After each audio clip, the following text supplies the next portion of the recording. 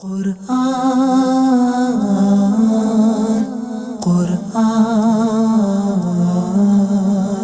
قرآن کی روشنی،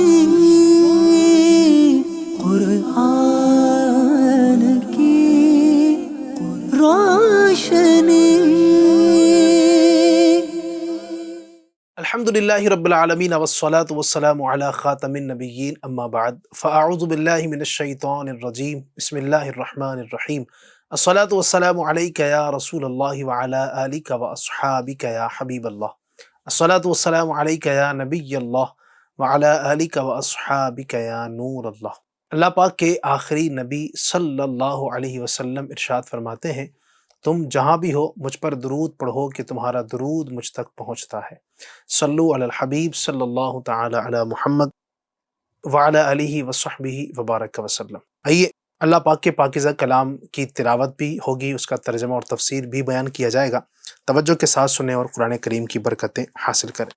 اعوذ باللہ من الشیطان الرجیم بسم اللہ الرحمن الرحیم۔ کل نفس ذائقۃ الموت وَإِنَّمَا تُوَفَّوْنَ أُجُورَكُمْ يَوْمَ الْقِيَامَةِ فَمَنْ زُحْزِحَ عَنِ النَّارِ وَأُدْخِلَ الْجَنَّةَ فَقَدْ فَازَ وَمَا الْحَيَاةُ الدُّنْيَا إِلَّا مَتَاعُ الْغُرُورِ۔ ترجمہ کنز الایمان۔ ہر جان کو موت چکھنی ہے اور تمہارے بدلے تو قیامت ہی کو پورے ملیں گے۔ جو آگ سے بچا کر جنت میں داخل کیا گیا وہ مراد کو پہنچا، اور دنیا کی زندگی تو یہی دھوکے کا مال ہے۔ ترجمہ کنز العرفان۔ ہر جان موت کا مزہ چکھنے والی ہے اور قیامت کے دن تمہیں تمہارے اجر پورے دیے جائیں گے۔ تو جسے آگ سے بچا لیا گیا اور جنت میں داخل کر دیا گیا تو وہ کامیاب ہو گیا، اور دنیا کی زندگی تو صرف دھوکے کا سامان ہے۔ تفسیر صراط الجنان۔ کل نفس ذائقۃ الموت، ہر جان موت کا مزہ چکھنے والی ہے، یعنی انسان ہو یا جن یا فرشتہ، غرض کہ اللہ تعالیٰ کے سوا ہر زندہ کو موت آنی ہے اور ہر چیز فانی ہے۔ اس آیت سے معلوم ہوا کہ اللہ تبارک و تعالیٰ نے ہر جان پر موت مقرر فرما دی ہے، اور اس سے کسی کو چھٹکارا نہ ملے گا، نہ کوئی اس سے بھاگ کر کہیں جا سکے گا۔ موت روح کے جسم سے جدا ہونے کا نام ہے، اور یہ جدائی انتہائی سخت اور تکلیف اور اذیت کے ساتھ ہوگی، اور اس کی تکلیف دنیا میں بندے کو پہنچنے والی تمام تکلیفوں سے زیادہ ہوگی۔ موت اور اس کی سختی کے بارے میں اللہ پاک ارشاد فرماتا ہے، وَجَاءَتْ سَكْرَةُ الْمَوْتِ بِالْحَقِّ ذَلِكَ مَا كُنْتَ مِنْهُ تَحِيدُ۔ اور موت کی سختی حق کے ساتھ آ گئی، اس وقت کہا جاتا ہے یہ وہ موت ہے جس سے تو بھاگتا تھا۔ حضرت عمر فاروق رضی اللہ تعالی عنہ نے حضرت کعب احبار رضی اللہ عنہ سے فرمایا، اے کعب ہمیں موت کے بارے میں بتائیے۔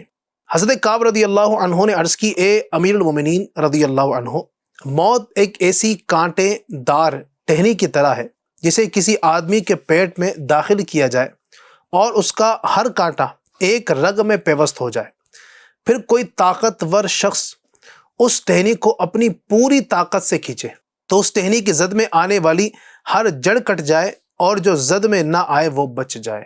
اللہ اکبر۔ حضرت شداد بن اوس رضی اللہ عنہ فرماتے ہیں، مومن پر دنیا اور آخرت کا کوئی خوف موت سے بڑھ کر نہیں۔ یہ خوف آروں سے چیرنے، قینچیوں سے کاٹے جانے اور ہانڈیوں میں ابالنے سے بھی زیادہ سخت ہے۔ اگر کوئی میت قبر سے نکل کر دنیا والوں کو موت کی سختیاں بتا دے تو وہ نہ زندگی سے نفع اٹھا سکیں گے اور نہ نیند سے لذت حاصل کر سکیں گے۔ مروی ہے کہ جب حضرت ابراہیم علیہ السلام کا وصال ہوا تو اللہ تعالیٰ نے ان سے فرمایا، اے میرے خلیل علیہ السلام، تم نے موت کو کیسا پایا؟ آپ نے عرض کی، جس طرح گرم سیخ کو تر روٹی میں رکھا جائے پھر اسے کھینچ لیا جائے۔ اللہ پاک نے ارشاد فرمایا، ہم نے آپ پر موت کو آسان کیا ہے۔ اللہ اکبر۔ حضرت عائشہ صدیقہ رضی اللہ تعالی عنہا فرماتی ہیں، بے شک رسول اللہ صلی اللہ علیہ وسلم کے سامنے پانی کا ایک برتن رکھا تھا۔ آپ صلی اللہ علیہ وسلم اپنے دونوں ہاتھ پانی میں داخل کرتے، پھر انہیں چہرے انور پر ملتے اور کہتے بے شک موت میں تکلیف ہوتی ہے، پھر دست مبارک اٹھا کر فرماتے رفیق اعلیٰ میں، یہاں تک کہ آپ صلی اللہ علیہ وسلم کی روح قبض کر لی گئی اور دست مبارک جھک گیا۔ حضرت عبداللہ بن عمر رضی اللہ عنہما سے روایت ہے کہ حضرت عائشہ صدیقہ رضی اللہ عنہا نے فرمایا میں نے حضور صلی اللہ علیہ وسلم کے وصال کے وقت جو سختی دیکھی، اس کے بعد مجھے کسی کی آسان موت پر رشک نہیں۔ جب حضرت عمرو بن عاص رضی اللہ تعالیٰ عنہ کی وفات کا وقت قریب آیا تو ان کے بیٹے نے ان سے کہا اے ابا جان، آپ کہا کرتے تھے کہ کوئی عقل مند انسان مجھے نزعہ کے عالم میں مل جائے تو میں اس سے موت کے حالات دریافت کروں، تو آپ سے زیادہ عقل مند کون ہوگا؟ برائے مہربانی آپ ہی مجھے موت کے حالات بتا دیجیے۔ آپ رضی اللہ تعالیٰ عنہ نے فرمایا اے بیٹے، خدا کی قسم ایسا معلوم ہوتا ہے کہ میرے دونوں پہلو ایک تخت پر ہیں اور میں سوئی کے ناکے کے برابر سوراخ سے سانس لے رہا ہوں اور ایک کانٹے دار شاخ میرے قدموں کی طرف سے سر کی جانب کھینچی جا رہی ہے۔ ہمیں غور کرنا چاہیے کہ ہم تو سراپا گناہوں میں ڈوبے ہوئے ہیں ناظرین، اور ہمارے اوپر موت کی سختیوں کے علاوہ نہ جانے اور کتنی مصیبتیں آئیں گی۔ اس لیے عقل مندی کا تقاضا یہ ہے کہ موت کو کثرت کے ساتھ یاد کیا جائے اور دنیا میں رہ کر موت اور اس کے بعد کی تیاری کی جائے۔ حضرت شداد بن اوس رضی اللہ عنہ سے روایت ہے نبی پاک صلی اللہ علیہ وسلم ارشاد فرماتے ہیں عقل مند وہ ہے جو اپنے نفس کو اپنا تابع دار بنا لے اور موت کے بعد کے لیے عمل کرے، اور عاجز وہ شخص ہے جو اپنی خواہشات پر چلتا ہو اور اللہ تعالیٰ کی رحمت کی امید بھی کرتا ہو۔ حضرت عبداللہ بن عمر رضی اللہ تعالیٰ عنہما فرماتے ہیں میں نبی اکرم صلی اللہ علیہ وسلم کے ساتھ تھا کہ ایک انصاری آپ صلی اللہ علیہ وسلم کی خدمت میں حاضر ہوا۔ آپ صلی اللہ علیہ وسلم کو سلام کیا اور عرض کی یا رسول اللہ صلی اللہ علیہ وسلم کون سا مومن افضل ہے؟ ارشاد فرمایا جس کے اخلاق عمدہ ہوں۔ اس نے عرض کی سب سے زیادہ عقل مند کون ہے؟ ارشاد فرمایا جو موت کو زیادہ یاد کرتا ہو اور اس کی اچھی طرح تیاری کرتا ہو تو وہی سب سے زیادہ عقل مند ہے۔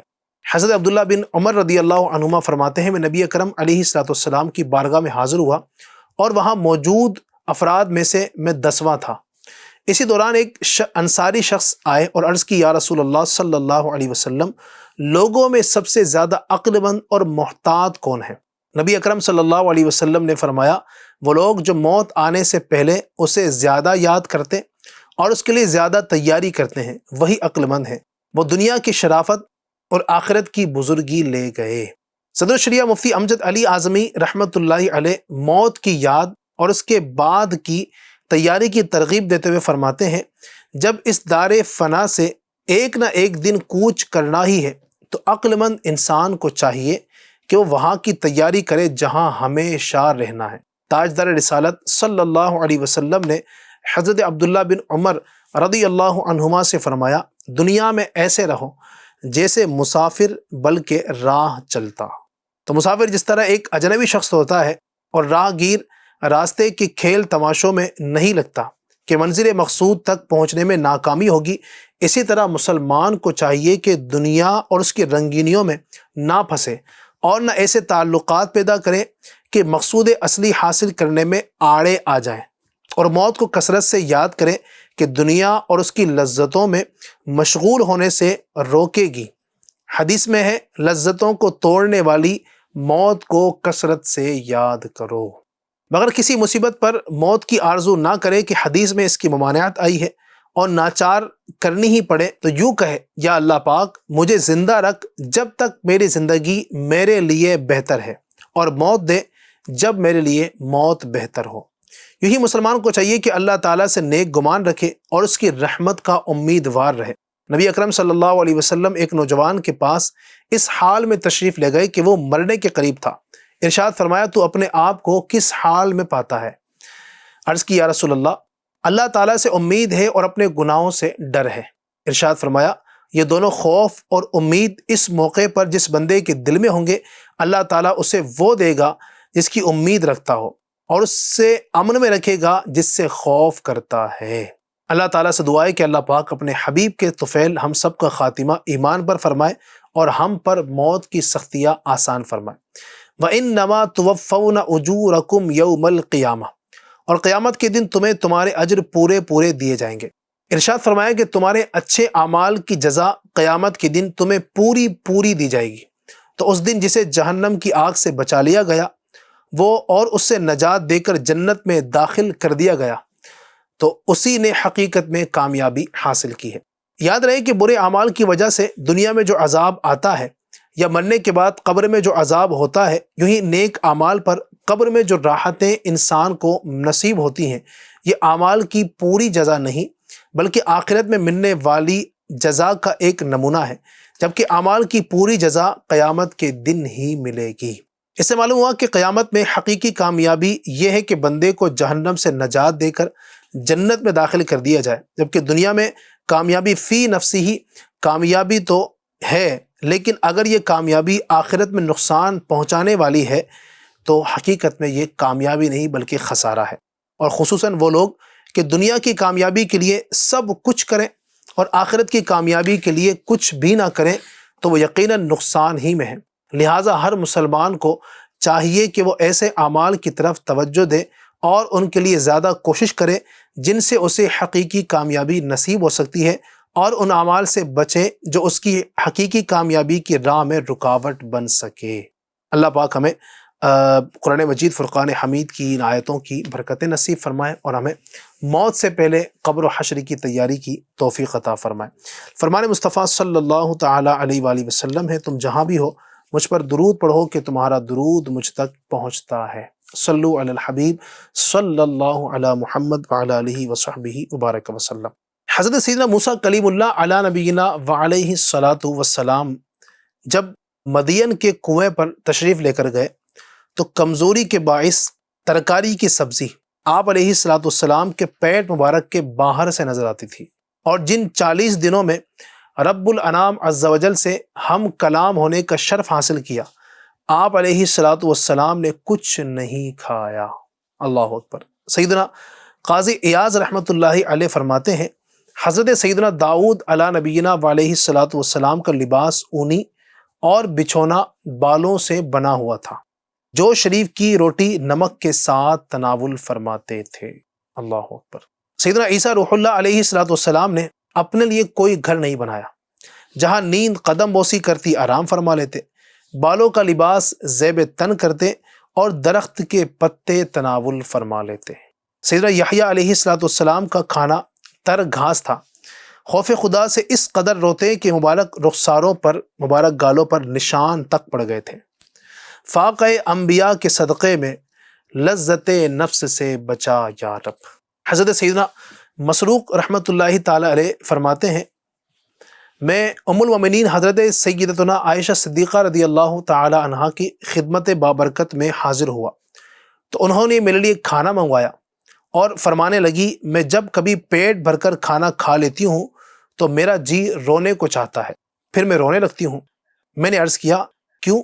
فرمایا، مجھے میرے سرتاج صاحب معراج صلی اللہ علیہ وسلم کی وہ حالت یاد آتی ہے جس پر ہم سے مفارقت یعنی جدائی فرمائی کہ کبھی بھی دن میں 2 مرتبہ روٹی یا گوشت سے پیٹ بھرنے کی نوبت نہ آئی۔ عائشہ صدیقہ روتی تھی نبی کی بھوک پر، ہائے بھرتے ہیں غذائیں ہم شکم میں ٹھونس کر۔ اللہ اکبر۔ پیارے پیارے اسلامی بھائیوں اور FGN چینل کے ناظرین، ایک طرف ام المومنین حضرت سیدہ عائشہ صدیقہ رضی اللہ تعالی عنہا کا عشق رسول ہے کہ اگر کبھی پیٹ بھر کر کھا بھی لیں تو غم مصطفیٰ میں روئیں اور دوسری طرف ہم گنہگاروں کا حال ہے کہ گلے تک خوب ڈٹ کر ٹھوس ٹھوس کر مکمل پیٹ بھر جائے مگر دل نہ بھرے۔ یاد رہے جب بھی روایت میں اہل اللہ کے پیٹ بھرنے کا تذکرہ ملتا ہے تو اس سے 1/3 پیٹ کا کھانا ہی مراد لیں۔ ہمارے پیٹ بھر کر کھانے اور ان کے پیٹ بھر کر کھانے میں فرق ہوتا تھا۔ ہمارے اسلامی بہنوں کو بھی ام المومنین حضرت سیدہ عائشہ صدیقہ رضی اللہ تعالیٰ عنہ کے غم مصطفیٰ سے درس حاصل کرنا چاہیے۔ پیارے پیارے اسلامی بھائیوں اور FGN چینل کے ناظرین، ہمارے پیارے آقا صلی اللہ علیہ وسلم کی بھوک شریف اختیاری تھی، یعنی نبی پاک نے اس کو خود اختیار کیا، خود چاہا، بھوکا رہنے کو آپ نے پسند کیا۔ چنانچہ حضور اکرم صلی اللہ علیہ وسلم نے فرمایا، میرے رب عز و جل نے میرے لیے یہ پیش فرمایا کہ میرے واسطے مکہ مکرمہ کے پہاڑوں کو سونے کا بنا دیا جائے، مگر میں نے عرض کیا یا اللہ مجھے تو یہ پسند ہے کہ اگر ایک دن کھاؤں تو دوسرے دن بھوکا رہوں، تاکہ جب بھوکا رہوں تو تیری طرف گریہ وزاری کروں اور تجھے یاد کروں، اور جب کھاؤں تو تیرا شکر اور حمد کروں۔ سبحان اللہ۔ سلام ان پر شکم بھر کر کبھی کھانا نہ کھاتے تھے، سلام ان پر غم امت میں جو آنسو بہاتے تھے۔ اللہ اکبر، اللہ اکبر۔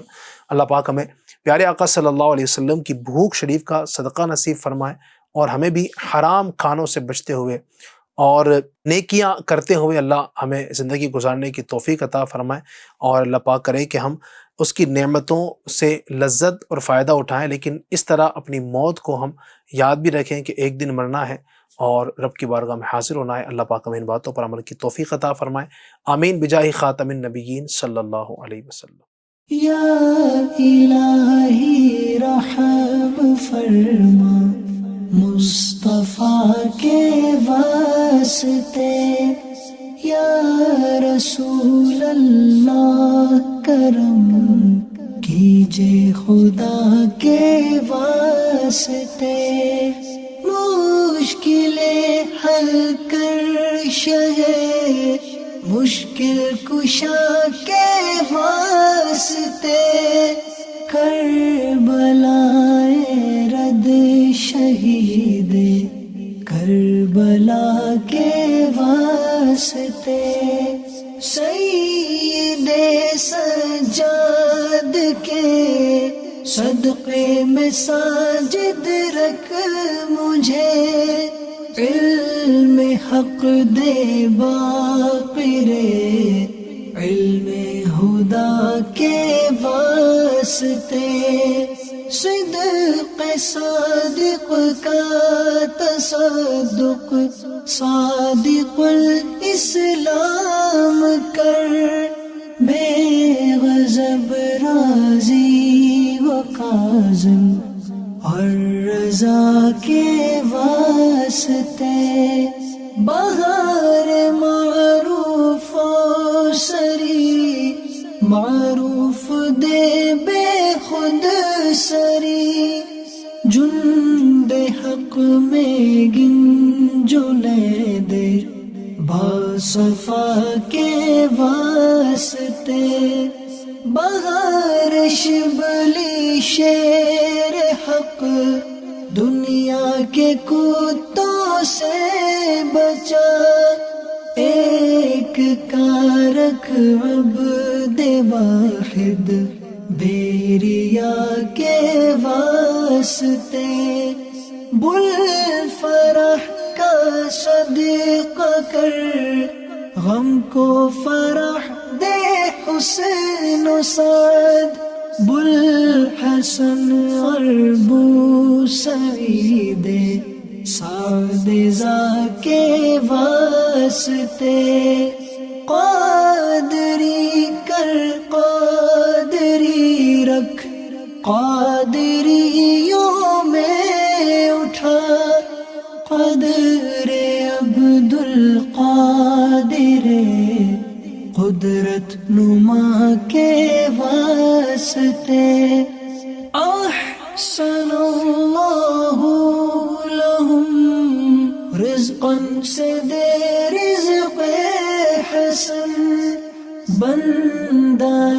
رزاق تاج الاصفیاء کے واسطے، نصر ابی صالح کا صدقہ صالح و منصور رکھ، دے حیات دی محیی جاں فضا کے واسطے، طور عرفان و علو حمد و حسن و بہا، دے علی موسیٰ حسن احمد بہا کے واسطے، بہار ابراہیم مجھ پر نار غم گلزار کر،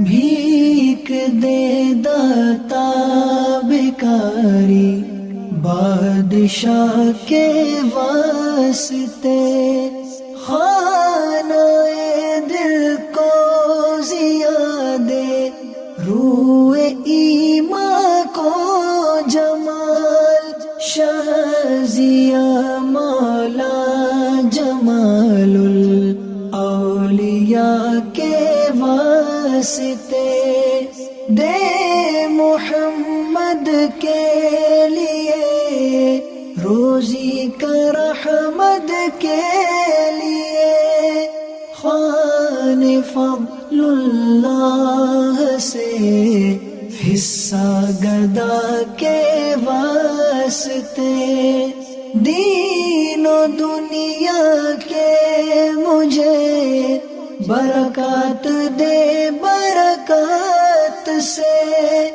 عشق حق دے عشق انتماء کے واسطے حب اہل بیت دے آل محمد کے لیے کر شہید عشق حمزہ پیشوا کے واسطے دل کو اچھا تن کو ستھرا جان کو پر نور کر اچھے پیارے شمس دی بدر العلا کے واسطے دو جہاں میں خادم آل رسول اللہ کر حضرت آل رسول مقتدا کے واسطے کر عطا احمد رضائے احمد مرسل مجھے میرے مولا حضرت احمد رضا کے واسطے پرزیا کر میرا چہرہ حشر میں اے کبریا شاہ ضیاء الدین پیرے باصفا کے واسطے احینا فی الدین والدنیا سلام بسلام قادری عبدالسلام خوش ادا کے واسطے عشق احمد میں عطا کر چشم تر سوزے جگر یا خدا الیاس کو احمد رضا کے واسطے یا خدا عطار کو احمد رضا کے واسطے صدقہ ان آیا کا دے چھے عین عز علم و عمل عفو عرفان عافیت اس بے نوا کے واسطے قرآن